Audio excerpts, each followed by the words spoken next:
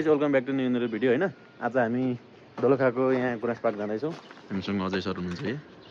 अब बिहानको यहाँ 7:30 बजिसक्यो। आज मौसम अलि त्यस्तो ठिक त छैन है, यस्तो छ मौसम चाहिँ। अब हामीहरू जाँदैछौँ है त गाइज। त्यही हो गाइज।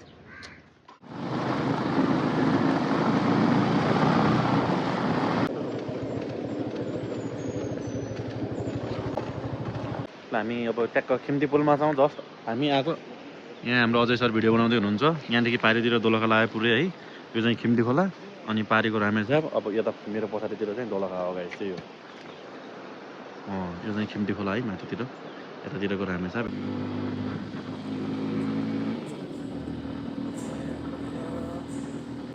अगाडिको लिङ्कन बजार भयो त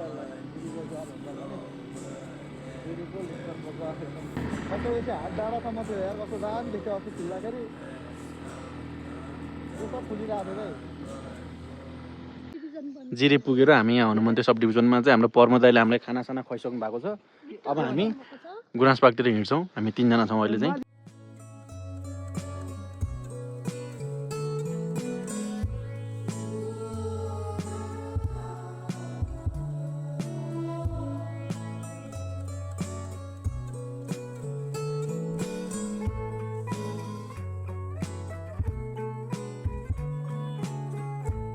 सो गाइस यहाँ चाहिँ बाटो बन्द रहेछ है।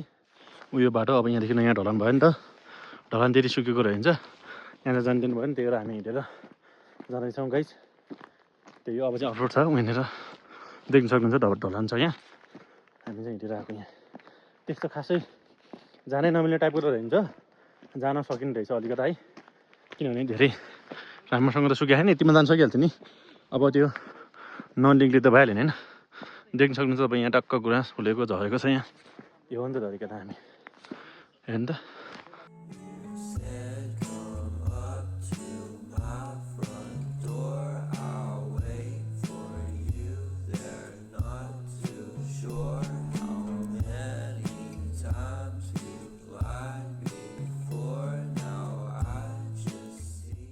फाइनली हामीहरू चाहिँ यहाँ गुराँस पार आइसक्यौँ है।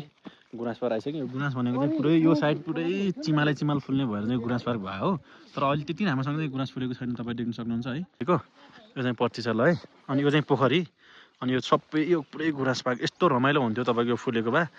मैले चाहिँ भिडियोमा हेरेको गाइस होइन। म पनि त्यस्तो फर्स्ट टाइम हो यहाँ एक दिन बस्ने गरी आउन चाहिँ रमाइलो हुन्छ जस्तो लाग्यो मलाई चाहिँ है। बबाल देखेछ है। तर मौसम बिग्रे पनि एकदम रमाइलो चाहिँ रमाइलो रहेछ होइन। अलि भ्यू टाढाको देखिन्न, नजिकको अब नजिकबाट देख्दा झन् राम्रो भइहाल्यो। अब राम्रै छ। हामी कर्णालीको बासिन्दा हो हामी चाहिँ। त्यही भएर रमाइलो भइरहेछ नि मिस। जिल्लाको जिरी गुराँस पार्कमा आज आन्तरिक पर्यटनलाई प्रवर्धन गर्नको लागि हामी आएको छौँ यहाँ। एकदम रमाइलो भइरहेछ गाइस। तर त्यति मौसम पनि साथ दिएन, बाटो नि अफरोड छ। तर एकदम एडभेन्चर हुन्छ है यहाँ चाहिँ। तपाईँको बस्नलाई आनन्द छ यहाँ पनि। यो सायद मन्दिर केही समथिङ हो। त्यो चाहिँ पट्टिसल्ला हो है त गाइस।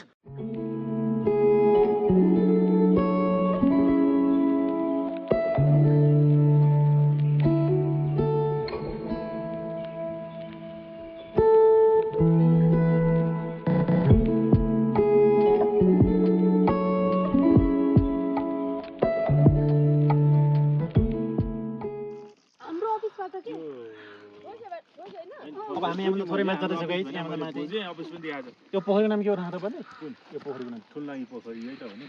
ठुलनागी पोखरी यो माथिको चाहिँ अहिले चाहिँ हामी ठुलनागी पोखरीमा छौँ। हामी चाहिँ रियल ठुलो नागी नै जाने भनेर प्लान गर्दैछौँ। हेरौँ उसले गर्दाखेरि चाहिँ सबै प्लान बिगाड्ला जस्तो छ होइन। अनि यताको बाटो चाहिँ यस्तो छ। हामी चाहिँ यसरी टकल टकल हिँड्दैछ यतातिर। यस्तो छ यता गुराँस नफुलिराखेको अवस्थामा चाहिँ अलिक सोचे जस्तो अलिक त्यति राम्रो चाहिँ छैन। तर अब 2-4 दिनपछि आउने हो भने चाहिँ बबाल दामी देख्छ।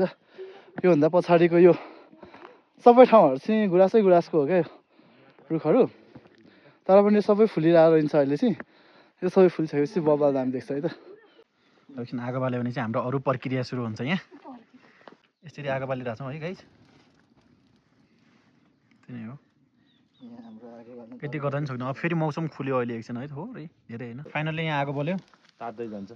अब 5-10 मिनटमा त यहाँ राप बनिसक्छ होइन त। यो पनि हेरी। अब यसमा हामी मासु पोलेर खान्छौँ। यहाँ बार्बिक्यू बनाउँछ अब हामीले होइन त।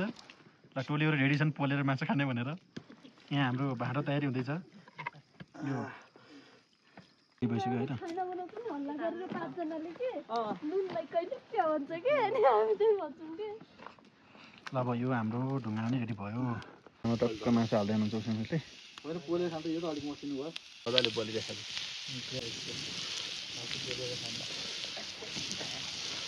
ढुङ्गा फुटेर दुईवटा भइसक्यो यो पाँचवटा आइसक्यो कहाँ पुग्यो मासु पनि हरायो नि एउटा दुइटा चोक्टा यो सब क्लिपमा मैले यो मौसम बाहेक अरू केही भनेको छैन होला है मौसम चाहिँ अलि नराम्रो भयो क्या अब यहाँनिर चाहिँ टक्क तपाईँको नागी डाँडा जाने बाटो हो यो ट्रेल चाहिँ एकदम राम्रो छ तपाईँको है अरू भन्दा नि मलाई यहाँको ट्रेल चाहिँ राम्रो लाग्यो अब त्यहाँ तलसम्म त बाइकमा आउनु परिहाल्यो होइन अफरोड छ तपाईँको त्यो सोलिङ गरेको बाटो भयो यहाँभन्दा माथि चाहिँ ट्रेल चाहिँ राम्रो लाग्यो कि हिँडेर जानु पऱ्यो हाइकिङ गर्नलाई एकदम उपयुक्त ठाउँ रहेछ यो हामी चाहिँ यो नागी जाने बाटोतिर जाँदैछौँ होइन